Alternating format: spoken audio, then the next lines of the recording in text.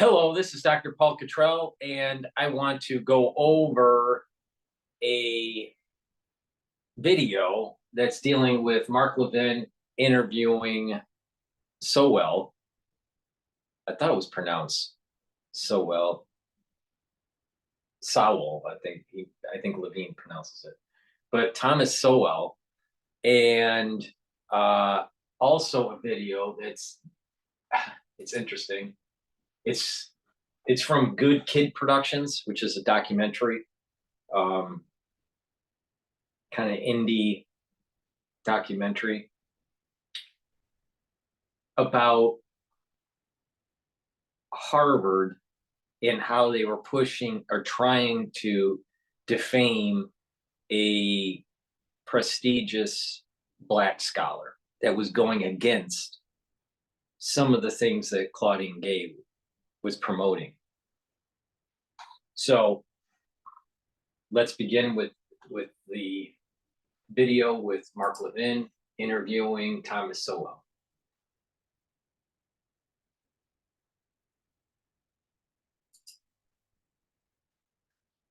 America, we're here with Dr. Thomas Sowell. The book is Social Justice Fallacies. I want to encourage you to go to Amazon.com and grab a copy. Any major bookstore should have a copy. And it is very readable, and it is worth reading, particularly now during these times. Dr. Sowell, when we talk about equality, immediately race pops into mind. It's always about race, racial discrimination, about the founding of the nation, white dominant society, so forth and so on. And you make the case, and you've made this case throughout your life, and it's very poignant in your book, which is, wait a minute. Of course, this has some impact, but it's not the only thing that has an impact. But why? First of all, what other things have an impact? Probably an infinite list of things. And secondly, why do they only focus on race on the left? I guess it's because that's proven to be a politically popular thing to do. But in point of fact, one of the things that's mentioned in the book is a study that was done by the New York Times, of all people, some years ago, where they tried to show the 10 poorest counties in the United States. And they mentioned which ones they were and so on. It turns out that 6 of those 10 counties had a population that was from 90% to 100% white. Now, in the New York Times, they didn't mention the race of the people, but once they told me the counties, I looked it up. And in fact, I followed the average income in those 6 counties over a span of 50 years. And in all those 50 years, all 6 of those counties had a median income lower than the median income of Black Americans. And so the people in those counties faced zero racism, because they were white and indistinguishable from all other whites. They didn't have a legacy of slavery, and yet there they were. You have to ask them, clearly there must be other things that cause poverty. We can't just assume that because people of a given race have more poverty than some other people, that race must be the reason. But this has become the automatic kind of thing. And I think most people would be quite surprised. One of the things that happens is that behavior matters. And you see that in so many different ways. For example, I think most people would be surprised to learn that despite the fact that Blacks as a whole have a higher poverty rate than whites as a whole, Black married couple families have for more than a quarter of a century, every single year, at a poverty rate under 10%. And in most of those years, the national poverty rate was not as low as 10%. So it's not a quite, and I can say, well, this is due to institutional racism. In that case, does that mean that the racists make an exception for Blacks who are married? I mean, do racists either know or care whether Blacks are married? None of these glib explanations stands up to the slightest empirical study. And let's talk about this when it comes to minorities. generally. You have an Asian population in this country that achieves a lot as a group, intellectually, education-wise, and they are discriminated against by these Ivy League colleges, by Harvard. We just had a Supreme Court decision and so forth, the way Jews were 100 years earlier, by Harvard, Yale, Princeton, and so forth. So the people who push this race issue, is it that they really care about Black people or Asian people or Jewish people? Or is it that it's just another wedge issue to try and destroy this culture and destroy this society? There are some people who are both. Some really believe it, and I feel sorry for them. But there are some who really don't care. If it gets them elected, that's what matters. And this is one of the tragedies of trying to politicize race. There are so many fallacies that it's hard to even know which one to take up. But for example, the great narrative is that Blacks rose from poverty, got into professional occupations as a result of the 1960s social welfare programs. And that this has been a big benefit. One of the problems with this way of looking at things is that everything depends on when you pick as the start of this trend. If you go back to 1940, that is 20 years before these wonderful things are supposed to have happened in the 1960s, and you discover that the degree to which Blacks were in poverty declined from 87% in 1940 to 47% in 1960. So it went down by 40 points in those 20 years. Now you look at the 20 years following 1960, they went down 18 points. And so the trend did not begin in the 1960s. The trend was there before that. And the trend did not even accelerate after 1960. Many people think that it would all began with the Civil Rights Act of 1964. Well, that was a fine act to get rid of the segregation laws in the South. But the cold fact is that the percentage of Blacks who had professional occupations doubled from 1954 to 1964. That is in the decade ending at the time that the Civil Rights Act of 1964 was passed. If you look at things that are negative, like, for example, Black children being raised in single-parent households, in 1940, just under 17% of Black kids were raised in one-parent families. But after 1960s, before the end of the century, 4 times that many, 68% of Black kids were being raised in one-parent families. And that does not depend on racism or any of the other things they talk about. It depends upon things that happened due to the policies of the 1960s, which are still going forward. Which encourage the dissolution of the family. It's just unbelievable. Dr. Sowell, when we return, my big question for you is it? So that's basically the end of the clip that I have. But the main point I'm making here is that there are serious researchers, Sowell, I always pronounced it Sowell, Dr. Sowell and Dr. Fry. They are prominent Black researchers. I believe Sowell is a sociologist while Fry is an economist, but maybe both of them are economists. But the main point here is that you have serious researchers that are saying that DEI and affirmative action and this race card is a fallacy. There is racism that does take place, but it's nowhere as structural as Claudine Gay and her crowd is saying. And it just so happens that Sowell and Fry are Black. So there's a bigger story here with DEI and affirmative action. And remember what I said about the DEI is about destroying family, country, right, and God. Well, like Dr. Sowell said, when you start instituting these affirmative action policies,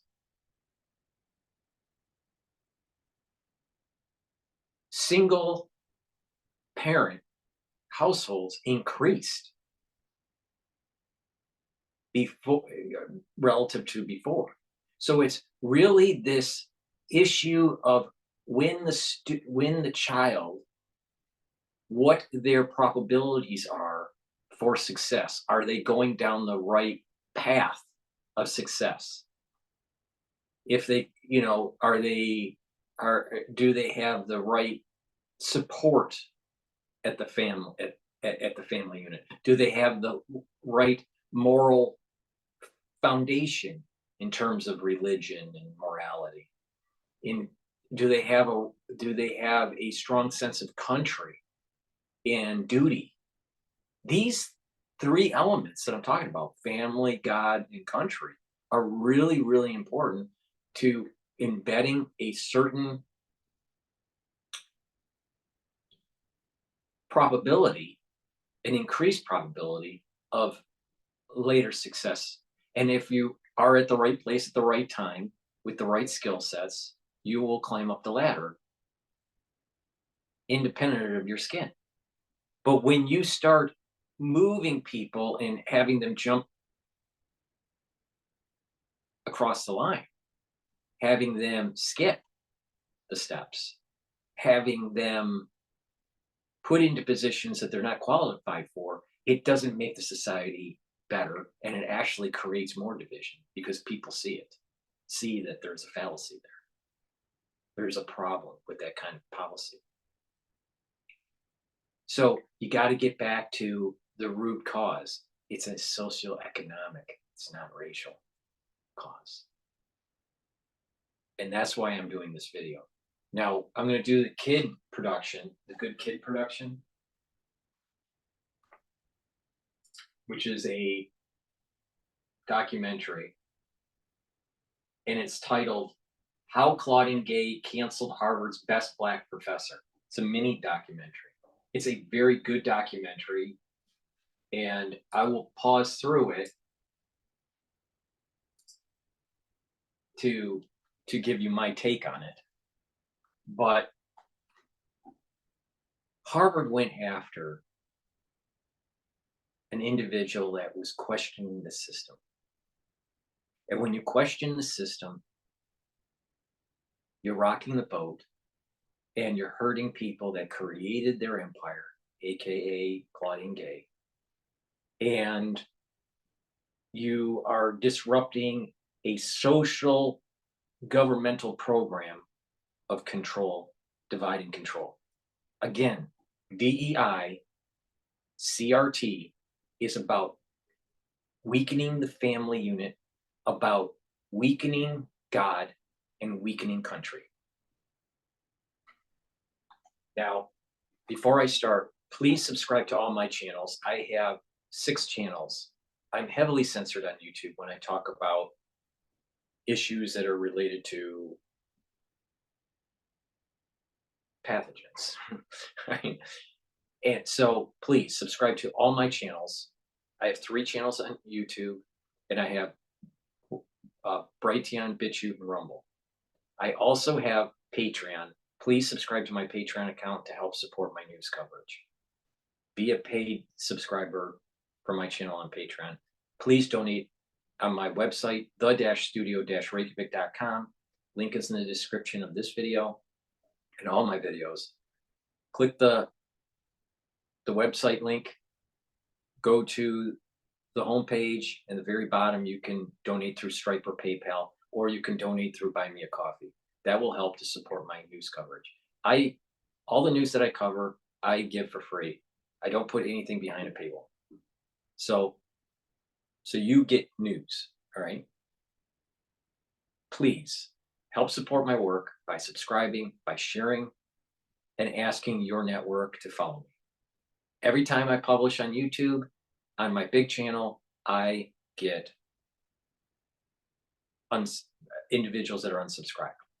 And this has been happening for 4 years at a steady clip, all right? And it's not because of what I'm saying and people don't like it. It's because YouTube doesn't like it. I am not the only one this is happening to. There are many YouTubers that this is happening to that are like marked. that if they have a big channel. Please help support my work by subscribing to the channels and making sure that your network subscribes to the channels. That way we circumvent the censorship.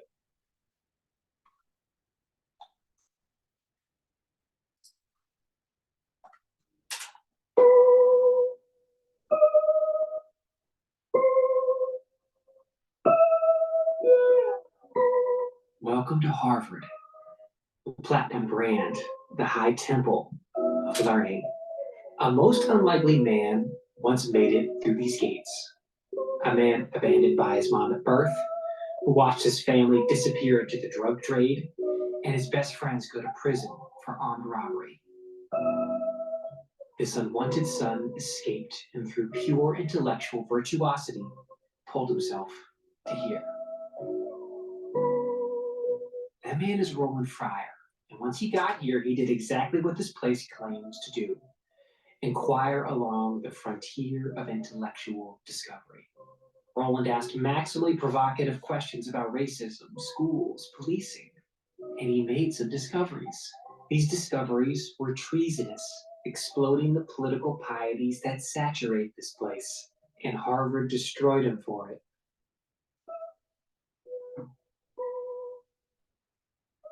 I love this guy. What's happening to him is a freaking travesty. This is so I'm very passionate about it.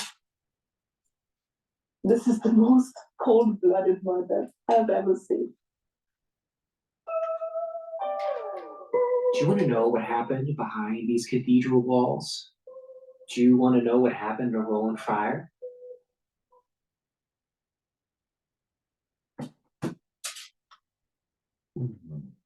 Roland introduced himself to me by coming up to me at this conference after I had made a presentation and saying, I want to work with you. To which my response was, well, man, a lot of people want to work with me. Who are you? Okay. We became friends. I mean, he was almost like an adopted son. One of his early papers that I thought was really extraordinary was this paper on economics of acting white. This is the controversial theory that many Black kids consider doing well in school to be a white thing, and that kids who excel in school will get labeled race traitors and lose friends. There's a party line on the acting white slander, they call it, which is that it's complete bullshit. Mounds of existing research seemed to debunk acting white by simply asking top students how popular they were and finding no social penalty for doing well in school. Asking a 13-year-old boy how popular it is, it's like asking him how much sex he's having. I mean, you're going to get an answer. It's probably not going to be the right one. Roland comes up with a different way to measure popularity. The students are asked, who are your 3 best friends? And so you can count how many times somebody gets named as somebody else's 3 best friends. He has this beautiful algorithm for constructing a popularity index, which he then correlates with the student's grades. And he finds that the curve of popularity rises up until about a B, then it starts to tail off. Roland finds that Black kids do lose friends as they excel in school, that there's a cultural ceiling capping classroom performance. A lot of times we don't talk honestly and openly about the things that are hindering. Now think about that, all right? The school system, all right, and the pressures in the society are such that achieving Blacks that achieve academically, scholastically, are viewed in a negative light. So there's a negative feedback loop. If you're doing well, but you want to keep friends, and friends are more important to you, in the parlance of economics, you have a higher utility for friends versus academic performance. That negative feedback loop will lead you to not perform as well in academia because you want friends. Now, if you view academia as more important than friends, then those students most likely will continue to excel. All right. But the key here is that there is social pressure to not do so well. All right. Now, there are many variables for that. But one of those variables is not just pure pressure, but it's also, you're starting to hear it in performance, and it'll come out in this video too. The performance of the teachers. It's not just the student. And so because of the strong lobbying group, the strong labor union power of the teachers union, it's hard for them to reform and have higher standards, and that unperforming teachers should be kicked out, but the union protects them. And so therefore there's another force vector that helps with this decline. Keep the the bad teachers in these school systems. You have the negative, this negative feedback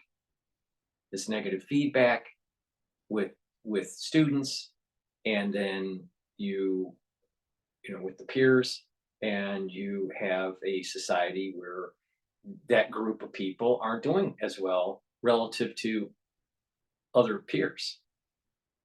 And when that happens, then the school system will say, we need more money. We need more money. We need more money. We need more money. We need more teachers. We need more. See, it's a never-ending pigs at the trough. We need to hold these teachers accountable. We also have to increase the standards of these students that are in high school and in elementary schools. And by doing that, you're going to end up having a better product for a citizen. You'll have a more productive citizen. You'll have a citizen that has, if you focus on the God, the country, and the family concept, then you're going to have a more moral society. You're going to have a stronger society.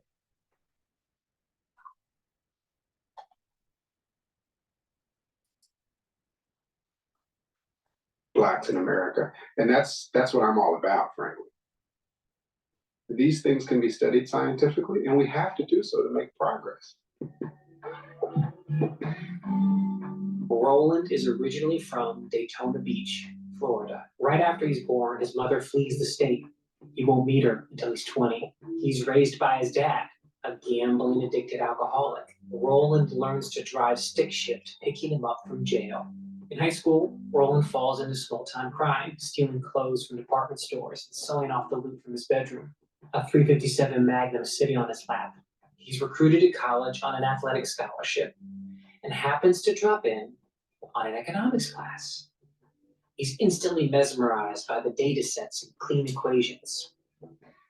Eventually, he studies under Steve Levitt, the Freakonomics phenom. He learns the craft, how to deploy these tools to crack open the world and reveal hidden truths. And the truth that matters most to Roland is how to fix schools for all the other young Rolands in the world. It wasn't until I got involved in education I heard about the cardiac test. You walk around the school and they would say, we have a new program, after school program. I said, oh, that's great. Does it work? And they would say, yeah. And I said, well, how do you know it works? You can feel it in your heart.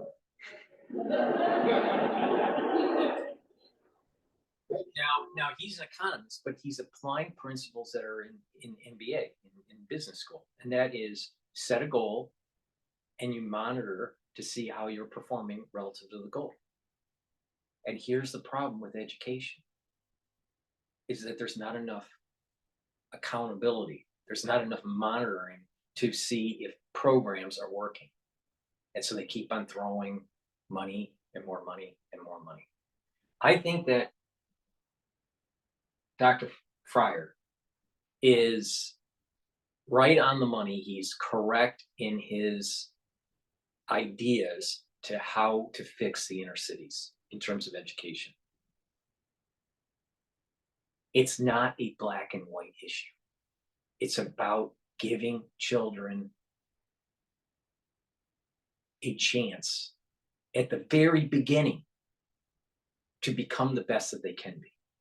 Because if you take someone that it can excel, all right, or someone that has aptitude for a certain subject, and you instill that encouragement and drive to learn more, then they're most likely going to be able to get to college and be successful in that discipline. But if you take that same person and you don't, and you teach them to the lowest common denominator in the class, or if you don't encourage this individual, most likely they'll go down a path that is not as successful. So it's about those early days, the early days. And this is why it's so important to understand the social dynamics and the educational dynamics during the 2020 crisis and in the post-crisis pathogenic crisis that we went through. Children aren't learning as well as they used to. They're having speech impediments. Their grade reading level is 1 or 2, maybe even more grades lower. We have a whole society, and it's not just black. So just this was done pre, I believe this was published pre, I don't know when this was published. Oh, it was 1 year ago. So it was published 1 year ago. But the point here is that there is a dynamic, and his solution to solve the problem in the post-crisis that we went through for children of all ethnicities is the same solution that he came up with for the inner city black constituency. But Claudine Gay went after him because he rocked the boat.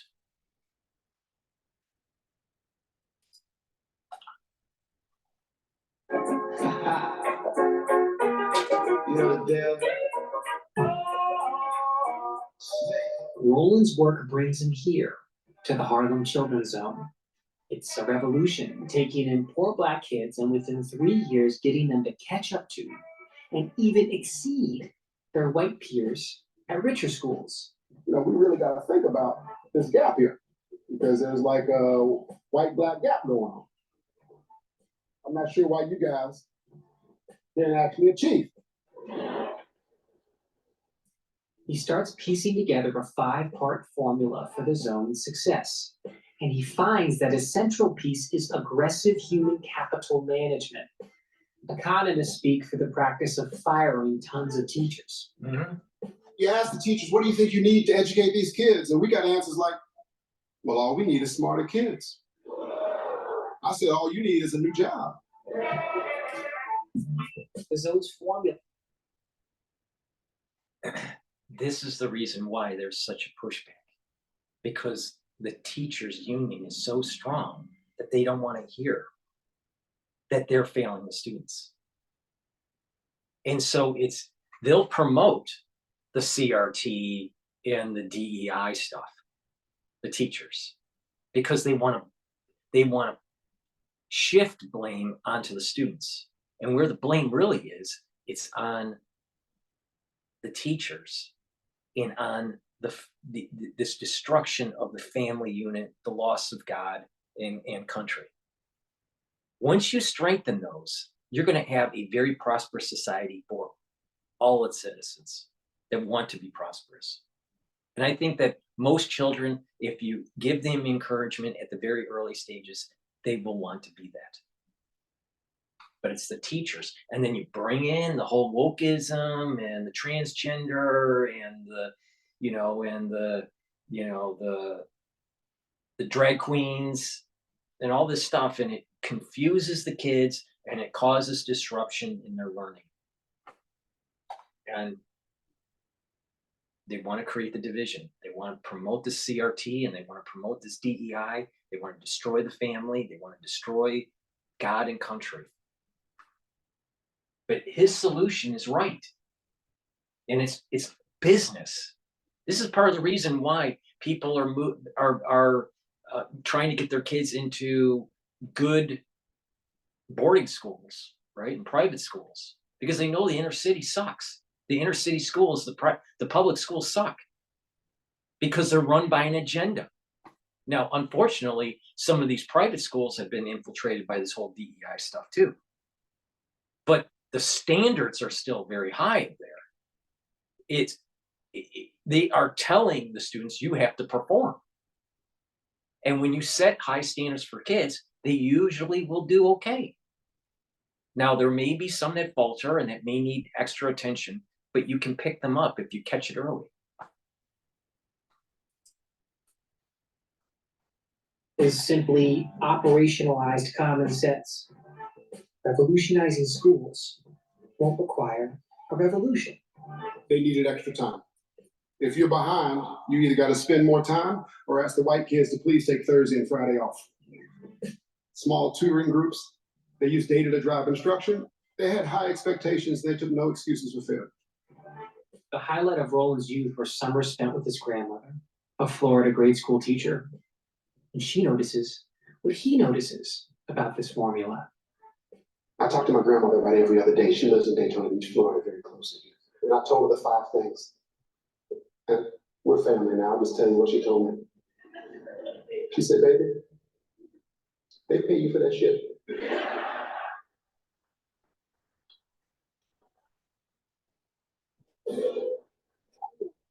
I know it's obvious. But if it's so obvious, why we're not doing it? Roland wins a MacArthur Genius Prize. He's a Time 100 honoree. Sowell and Fryer. Thank you so much. He's celebrated on national news. These are kids that a lot of people have given up on. His success showed that it's never too late. Roland, the unwanted son, becomes the first African American to ever win the Clark Medal, the prize for the top young economist in the world.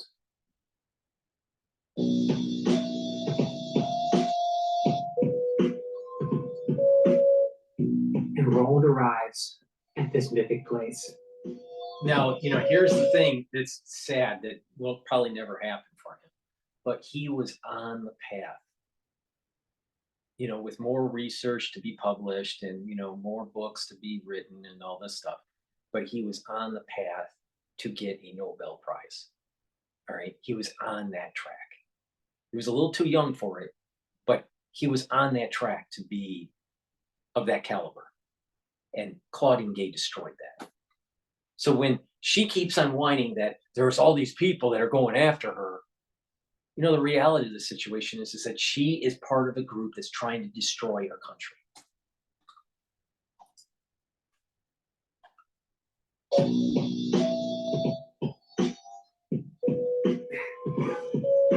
Harvard makes him a professor right here in the economics department.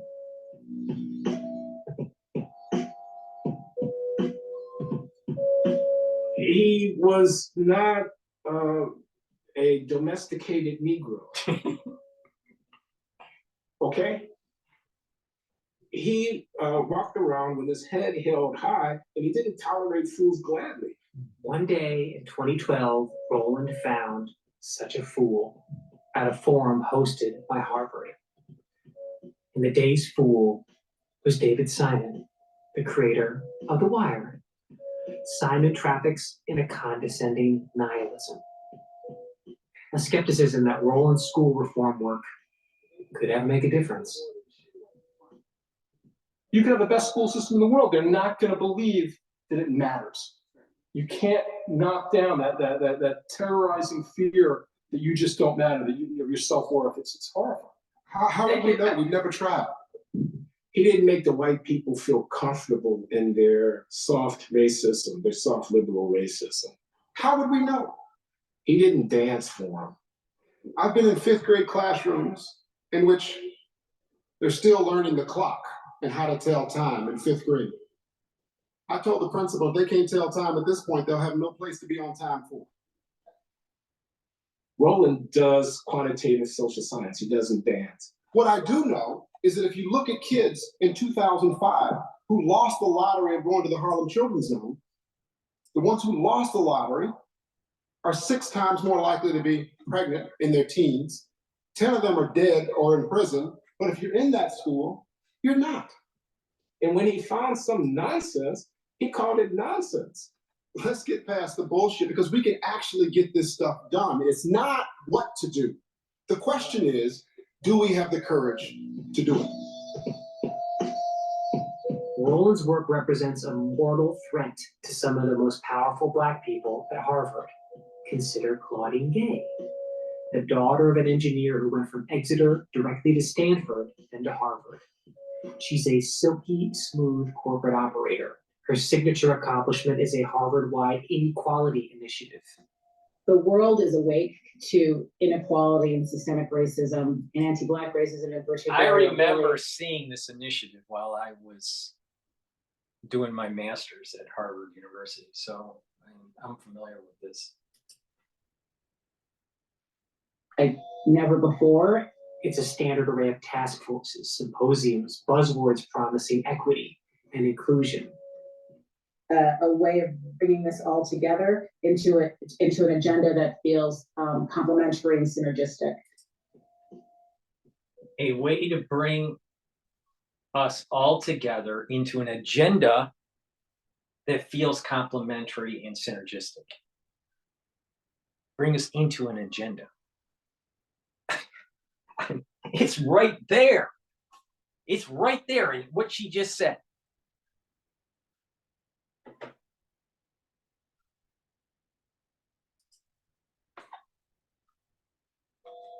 Or take Larry Bobo, a man who regularly attacks Roland's work in his classroom. Bobo is the product of privilege, born to a physician in a cozy suburb of Nashville. A longtime professor of African American studies, Bobo has reached the coveted apex of his profession by doing this. Racism, you see, racism is a terrible wound of slavery and attendant racism. This is the soft porn of Black pain, an empty, endless recitation of victimhood that gives ample moral pleasure to the audience, but actually accomplishes nothing for the kids Roland cares about. He's not into the minstrel show.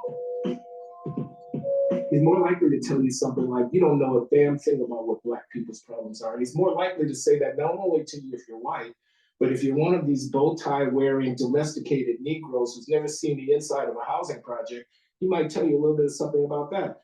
He might tell you you don't know what a crack house is. You ain't never been anywhere near where there's gunfire crying out at 2 o'clock in the morning. You don't know where it came from. That's what he's likely to say. They don't like those kind of people at Harvard, I've noticed.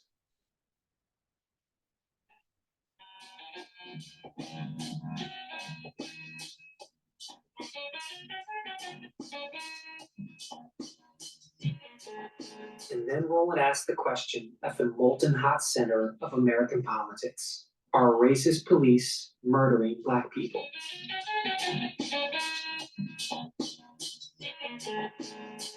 He had a team of his research Confederates go down there and read through the handwritten police incident reports. And you know the race of the subject, you know where the gunshots had been fired. He was particularly interested in the use of lethal force. When would the police kill a suspect? Oh boy.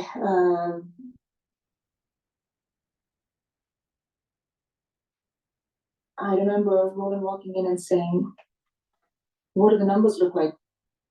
And I said, "I just don't want to say it out loud." And he said, "What do you mean you don't want to say it out loud?" I gave this paper early on, 3 professors took me to the side. Said, "It's so different, though. It's so different. You don't want to post. You put that away." I said, "Well, you just guaranteed I'm going to put it in no matter what." The reason being is that he was proving that their agenda is a lie. That's the importance of this video that I'm doing. Claudine Gay's agenda, DEI and CRT agenda is a lie.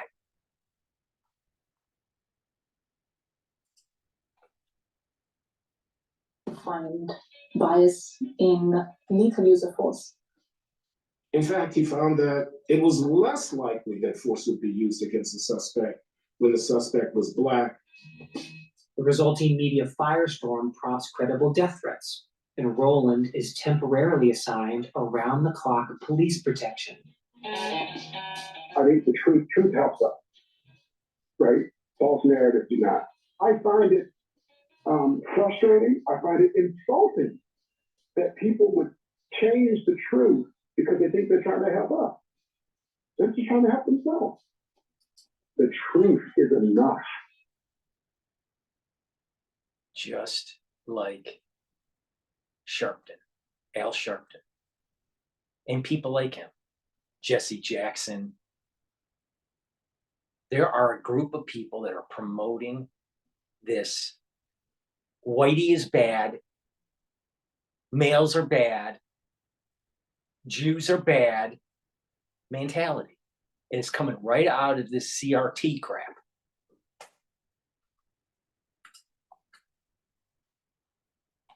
I'm just following the data wherever it leads. What are you doing?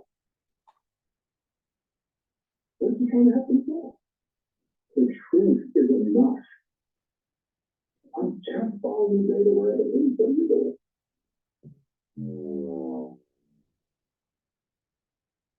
I like him. How is he still at Harvard? It's complicated. Joshua, it's complicated. Oh boy. I want to do what I can to support. I what am you're not. doing, I even if cannot don't say support for. it. I cannot say for absolutely positive.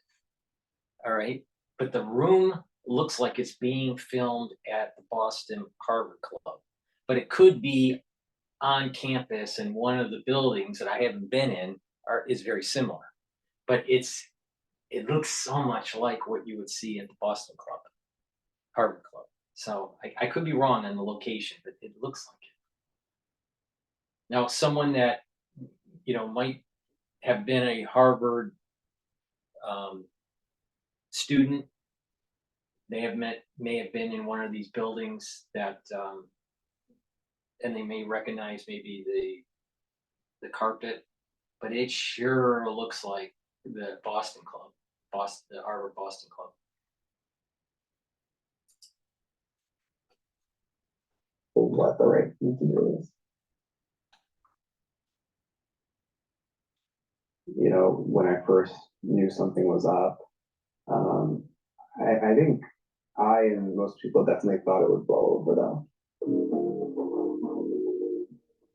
So some dark machinery gets kicked into action when one of Roland's former staffers accuses him of sexual harassment.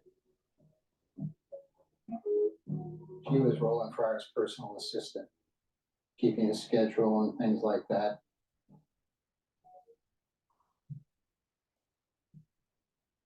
I got my hands on hundreds of pages of communication between Roland and this woman. The overwhelming impression you get is not sexual tyranny. It's like just straight up camaraderie. It is. Roland is talking to this woman about how much he wants to be a great dad and how he absolutely hates all the attention.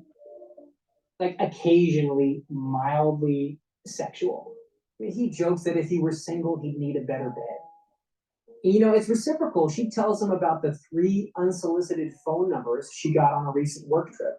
I mean, she'd send him pictures of herself at a work party and reported that she was getting a little intoxicated. 2014, 2015. The relationship was getting sour. He had more and more complaints. His complaints were not always gracious. It was something like, my 3-year-old could do this better than you did. Stuff like that. Eventually, Roland's office fires her, and they offer a severance package, and Harvard makes them cut it by $25,000. And Roland's lawyers have said that if they'd just given her that extra $25,000, what's about to happen would have never happened. It was one of my closest friends she left on a very sour note. She wanted just plain old revenge.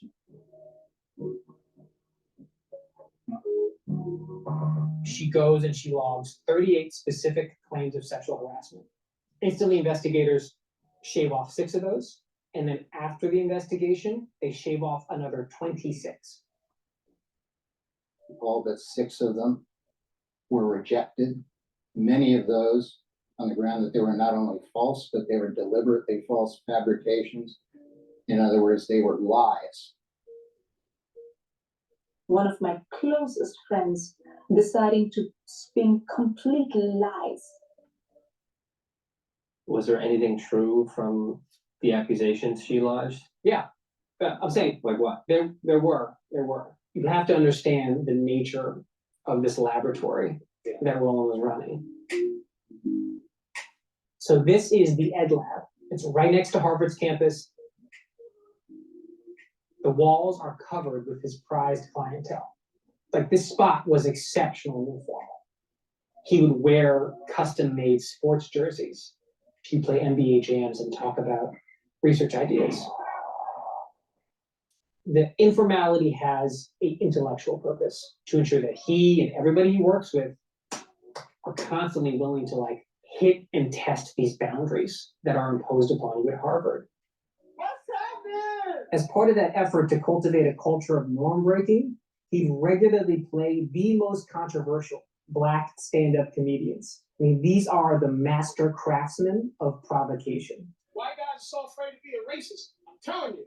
So the 6 things he's convicted of are the investigators finding this culture to have gone too far. So he once joked about how a senior administrator hadn't had sex since Black people were slaves. And he once said he learned his negotiating skills trying to get laid in high school. Think of your fondest memory of your friend. Both of you are laughing with a few other people, and she's throwing her head back and she's laughing, and they're like, "You got that memory? Great, great. Now let us label it as sexual harassment." And I was like, "What?"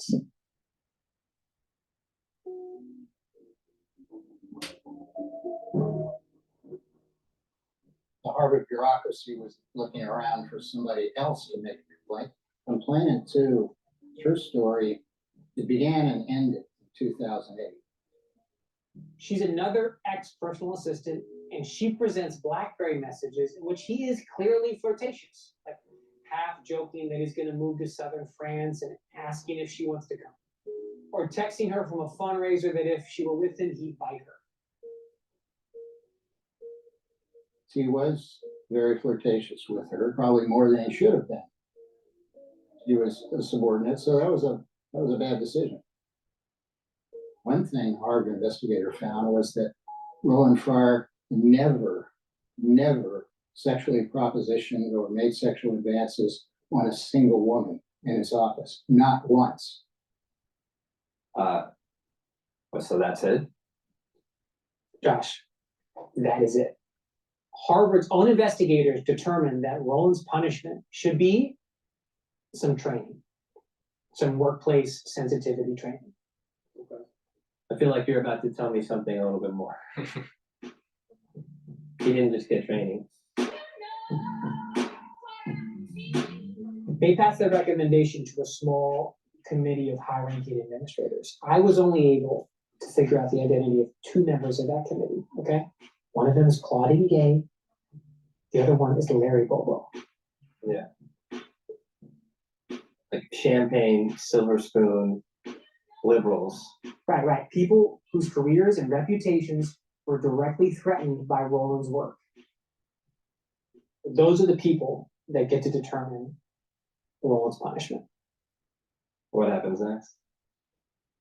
Larry Bobo came in and he read out the punishment. It started with, "The lab is going to be permanently closed." And I was like, "What?" And then it goes on to, "All of the projects that you've been working on have been halted." And then it goes on to, So they shut down his lab that was collecting the data that proves Claudine Gay and Bobo wrong.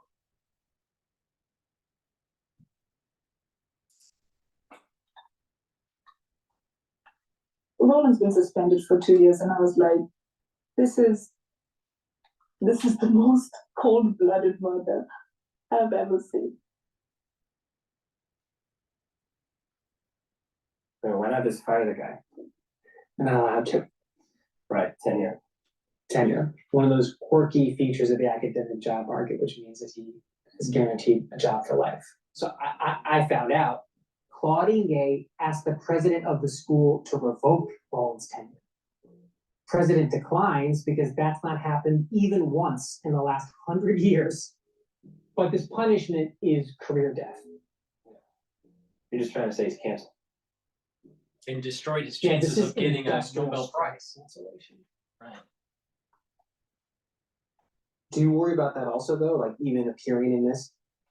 I think that there's a real risk, but I think what I've been thinking about a lot lately also is there's a risk to saying nothing at all and to look back on something and to realize that you should have said something, but you didn't just because you didn't have the words at the time.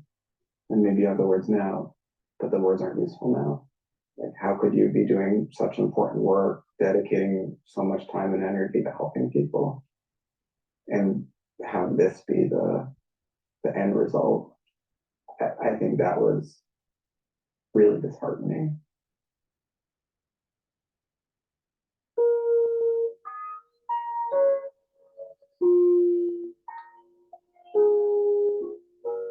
So I mean, what happened to Roland Fryer?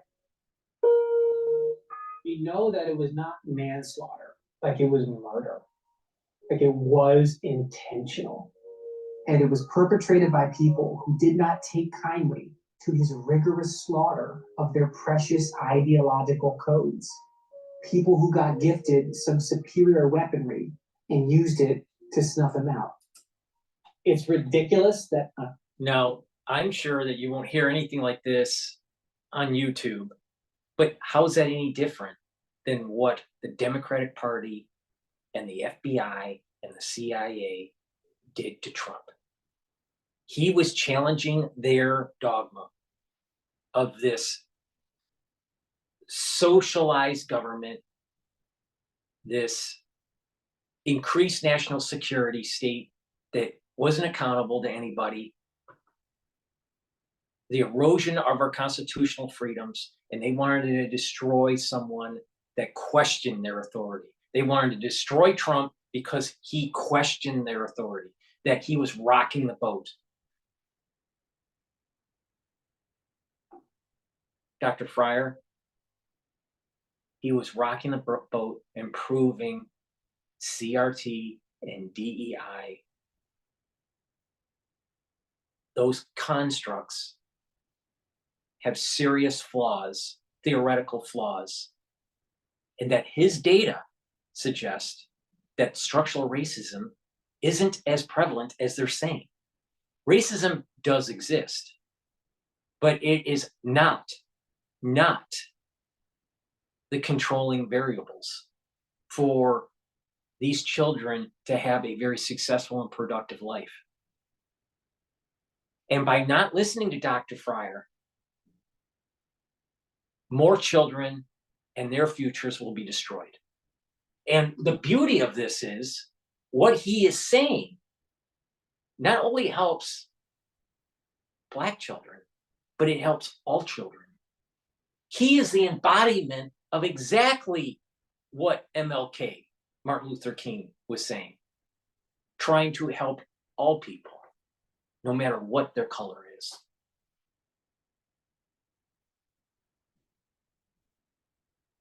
So there is the ones that are in power will want to take down the ones that are questioning their power.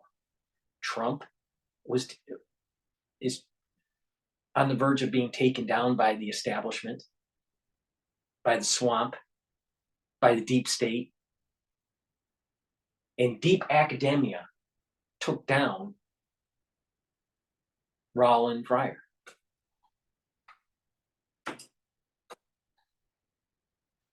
Person that has to say this, but they're willing to enforce these ideological codes, even if it means sacrificing the future of those boys and those girls. Right?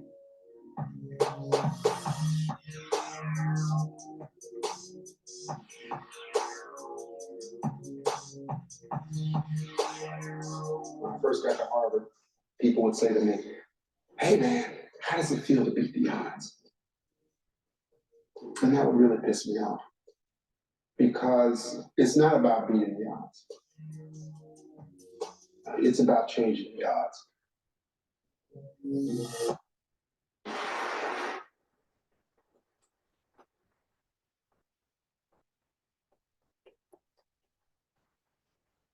So I guess I'm just trying to make the journey worth it, to be honest with you.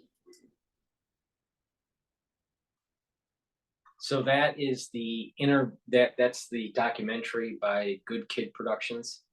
Now, I thought that was an excellent mini documentary, and it gets you a better insight of the reason why there were so many people that were why there was such a polarization with Claudine Gay and this whole DEI in the CRT. Because the bottom line is this: you have an economist, Dr. Fryer, that has the answer to solving the problem. And Claudine Gay deep-sixed him because he was questioning her authority and her perspective that there's structural racism and that the only way to stop that is to have affirmative action and DEI type policies. And it doesn't fix the problem. His solution does. Please go to my store, the-studio-reykjavik.com, and get the structural nano silver soaps that I have. I have 5 different varieties. This one happens to be charcoal tea tree, but I also have peppermint and others. So please go to the store and get this very high quality structural nano silver soap. I also have structural nano silver gel. This is important to neutralize pathogens. You put it on your hands, you put it around your mouth and around your nose, lightly coat your nostrils, around your ears, around your eyes. It'll stay active for 5 hours. In addition, you can use this as a skincare product. It'll help heal cuts, abrasions, and minor burns. And you can also use it on acne, and you can apply it on your skin every night. And in the morning, exfoliate, and you'll start to notice your skin will improve. It's part of the skincare protocol if you've been paying attention. I also have structural nano silver lozenges. I have it in green apple and also in sweet menthol in a 20 count. I also have a 100 count for drops. The structural nano silver drops. And please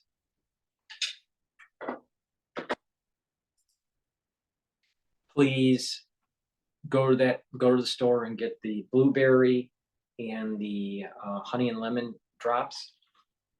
I partnered up with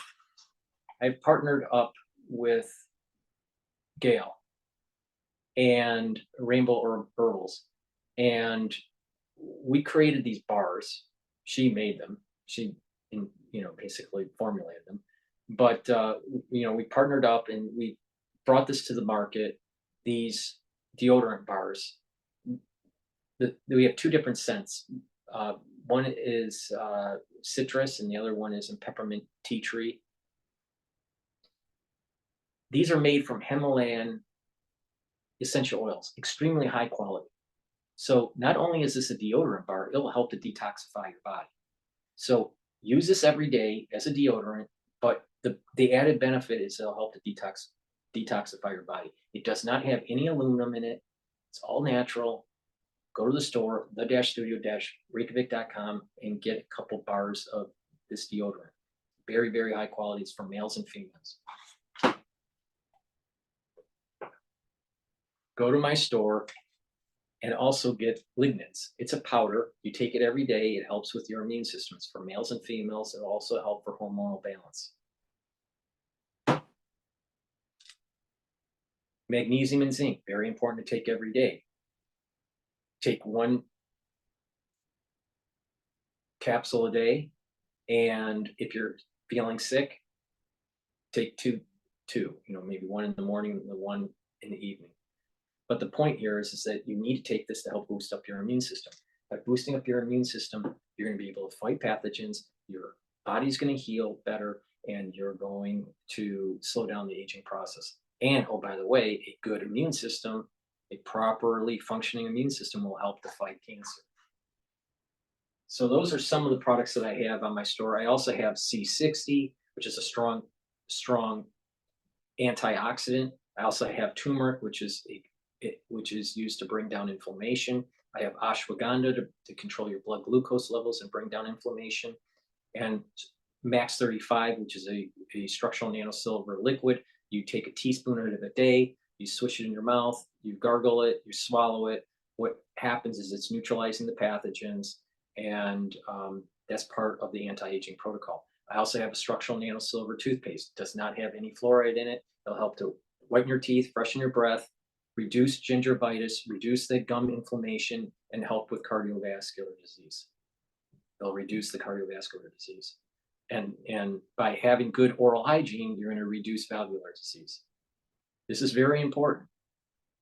Follow my advice, get the products that I offer on my store, the-studio-reykjavik.com. That's the-studio-reykjavik.com. Link is in the description. Thank you for listening, and pay attention. It's the eye candy was,